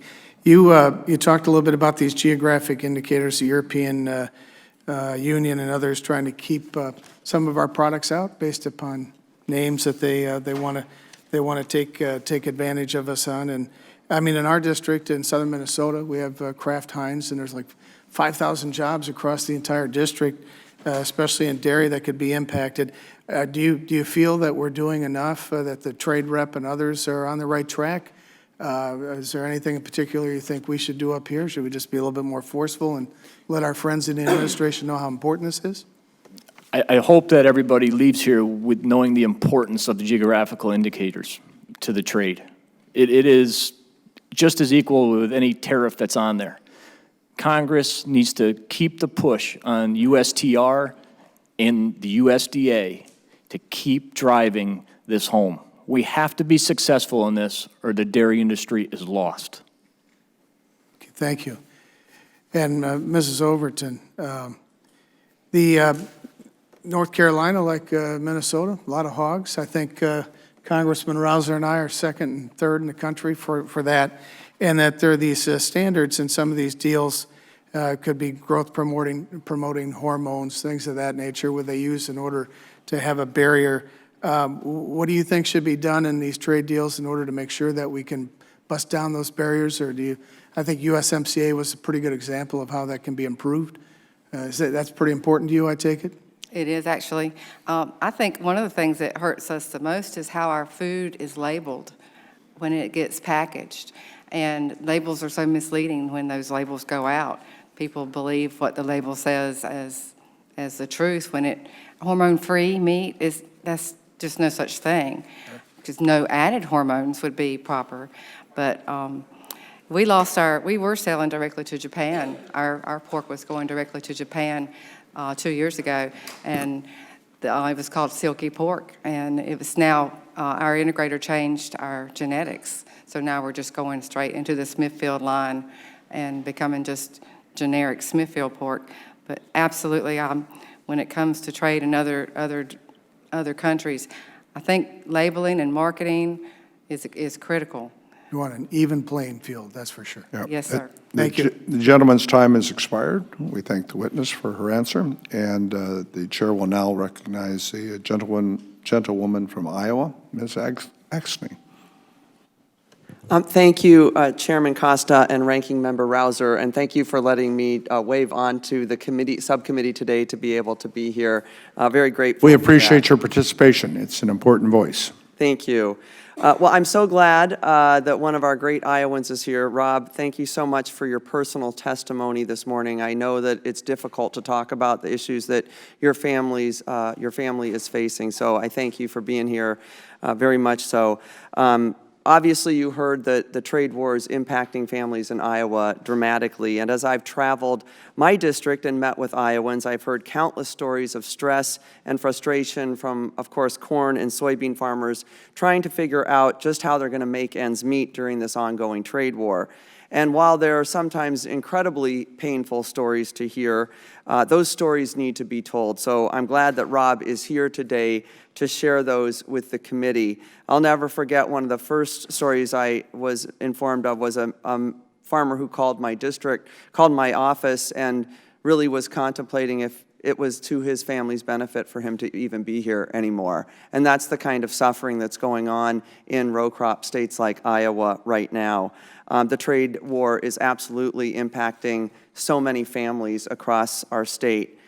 So, Mr. Ewalt, I want to start by quickly going back to your opening testimony where you said you were concerned about whether you'll be able to receive an operating loan this year. And I know you took on a second job as a truck driver for a few nights a week to pay down debt. I love your Iowa fortitude. This is exactly who we are. I think you said you're up all night worrying about this anyhow, so you might as well be making some money. As much as I appreciate that, it's not what we want to have you doing. We want to have you farming as much as possible. So I'm just wondering, this second job, and you're out there in the community with your friends and neighbors, are you seeing this becoming more common? And are you seeing your friends and neighbors in similar situations? Yes, it's not something people like to talk about out in the open, but I have some good friends that are going through the exact same thing, and they've taken up other jobs. You know, they've gone to town and everything to anything to help out. You know, it's As I said earlier when I kind of went off track in my oral comments about, I have a friend that owes more on a farm now than he did in '92 when he bought it. And it's just through refinancing. And I mean, the only way, it's just tough to overcome that debt. And the truck driving, yeah, it helps. I mean, it's a very good income, and maybe I'm a better truck driver than I am a farmer because I make money at that. I don't know. But there are a lot of people that are doing that. I have a friend that I saw at the airport when I flew out yesterday morning that he's marshaling planes. He farms, and now he had to find something else to do. His passion's airplanes. So he went and got a job at our local airport marshaling planes to provide for his family and offset debt. So it's happening all over. What I'm really concerned about is that, we have an average age of farmers in the United States of 59, 58 years old. I'm not sure what it is, but people my age in their 40s that have never had an opportunity to purchase land at an affordable price, at a cash flow, build up equity. I've never had that opportunity, and a lot of people my age haven't had that opportunity. So they're sitting with equity only in equipment that depreciates and wears out, and it doesn't have that value. When that happens, you have nothing to borrow against. I'm afraid when this is all said and done that you're going to see a jump in that average age of farmer. Because the ones that are in their 60s and up, they have $4 or $5 million worth of land equity behind them that they can weather this storm and stay in business. I don't. And a lot of my friends at our age don't. And I think that if you lose enough 40-somethings, that's really going to jump that average age. And what's that look like 10 years down the road then? I don't know. Yeah, Rob, I so appreciate that, and I want to ask you another question because you noted how the impacts of the trade war isn't just being felt by farmers, but by, of course, equipment manufacturers as well. What's been the impact of the community at large in Davenport, especially with regard to John Deere? Well, John Deere, corporate headquarters is right across the river in Moline, and I haven't paid attention to how many, but I know that there has been several rounds of layoffs. And in fact, I was just at another meeting with somebody that was looking at layoff with John Deere, and she was able to go to the corporate side because we have Harvester Group and we have Planter Group, Cedar Group, and there's been considerable layoffs there, and also tractors up in the tractor plant up in Waterloo also has looked at some layoffs. So it's affecting everybody, and I talked to owners of equipment dealerships, and it's tough for those guys. I mean, they just can't. Their service department's doing great because nobody can afford to buy new equipment, so they have to repair their old. So their service department's doing great, but as far as moving new equipment, it's not happening. The gentlewoman's time has expired, and the chair appreciates, Mr. Ewalt, your passion and your testimony here today. Mr. Bacon, the gentleman from Nebraska, will be the last committee member to ask questions, and then the ranking member and I will wind up this hearing. Mr. Bacon. Thank you, Mr. Chairman, and thank you for letting me do this on the backside.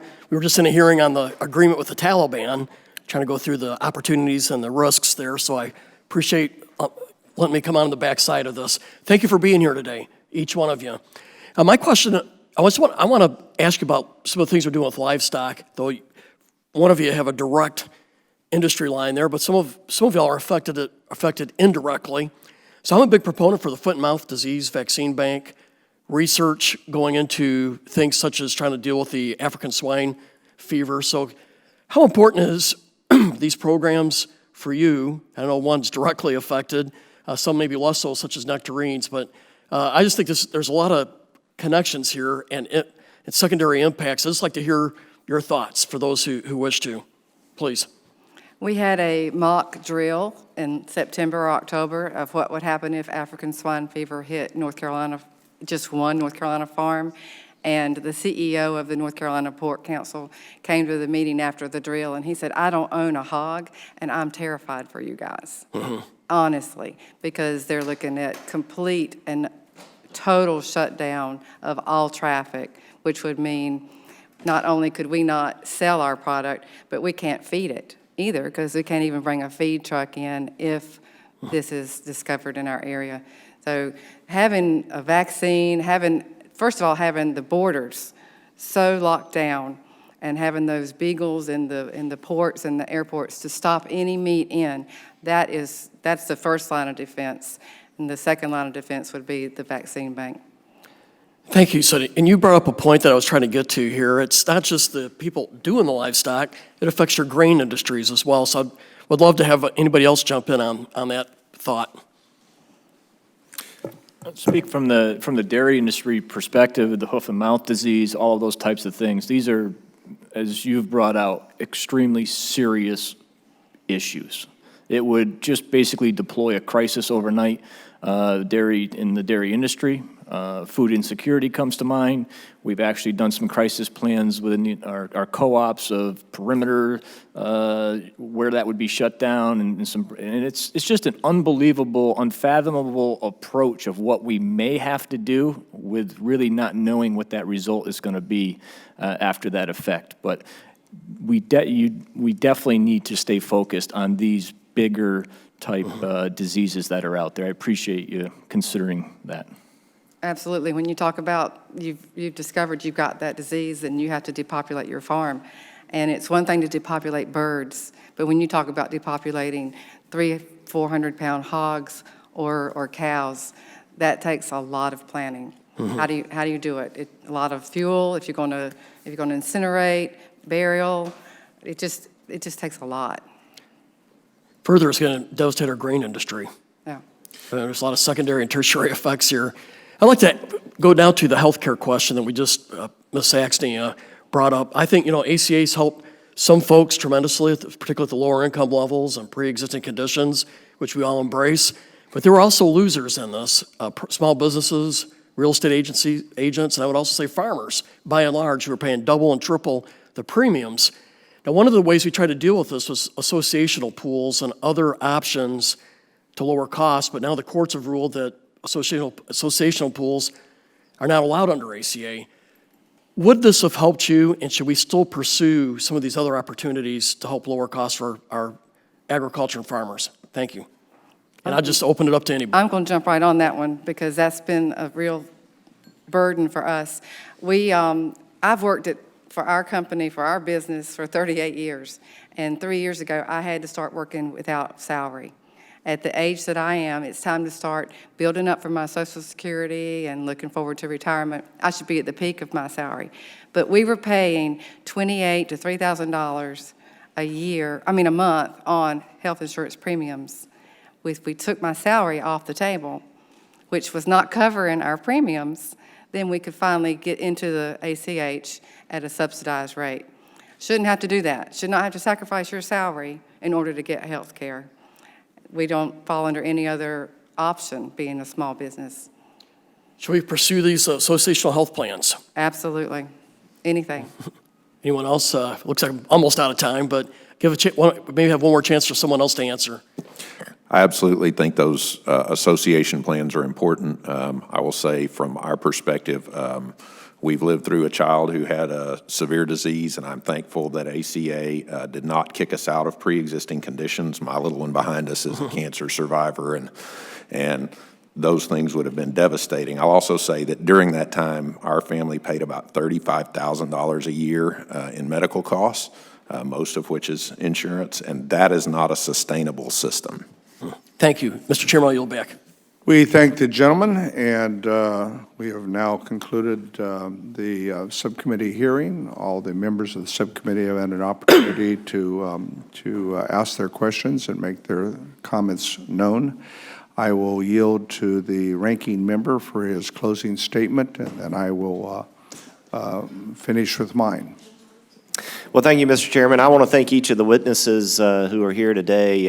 This is like the ranking member Conaway said. I want to echo his comments. This is probably one of the best panels that we've had before the subcommittee, and really appreciate your heartfelt testimony and the way that you have helped to enlighten the subcommittee and other members that were able to come from the full committee.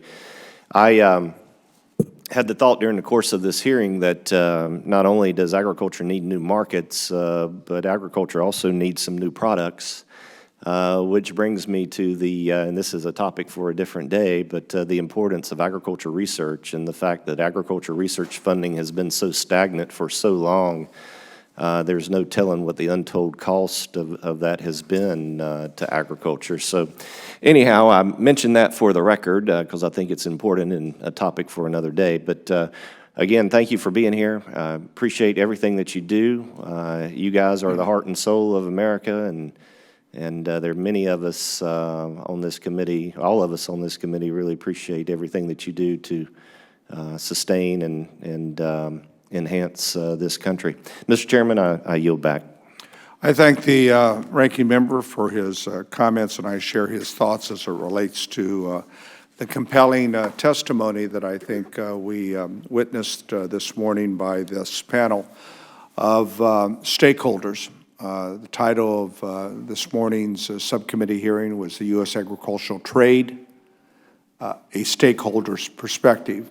And I believe the five of you did a very good job of representing the breadth and width of American agriculture and the challenges you face every day. And from my own personal perspective as a third-generation family farm, I know the challenges that you face. I face it every day as well, as has my parents and grandparents. It's a tribute to American producers throughout this land that less than 5% of the population is able to produce such an incredible amount of agricultural product that not only feeds and sustains every American and at their dinner table every night, but is able to succeed and compete given the fact that they have a level playing field. When you have a level playing field, and the challenges you all testified to this morning is that you do not always have a level playing field, but yet when you do, can compete with any producers around the world. The planet clicked 7 billion people 2 years ago. It's estimated by the middle of this century we'll have another 2 billion people on the planet. The whole question of sustainability, I think, is absolutely at the heart of this testimony. Sustainability not only here in our country but around the world with climate change and other factors that come together in ways in which we cannot always predict. And so it is important that all of us as members of this subcommittee and the full committee understand the challenges and how to best advocate on behalf of all of the issues that you articulated here today. Certainly, improving our trade agreements as we have been able to do in a bipartisan fashion with the Canadian and Mexican agreement, we think is important. Our efforts with Japan and China, we hope, will provide better opportunities. Clearly, Europe and the UK are opportunities. As I have discussed numerous times with my colleagues here in the subcommittee and full committee and with Ambassador Lighthouser, the key to most of these agreements end up being enforcement and the ability to deal with that. You touched on other issues that deal with input costs for the American farmer that involve health care, that involve issues involving labor, and other regulatory constraints that you face. Mr. Ewalt, the fact that you're still hanging in there and your passion and your desire is reflected by all of you, I think is a tribute to the American farmer. So we want to thank you.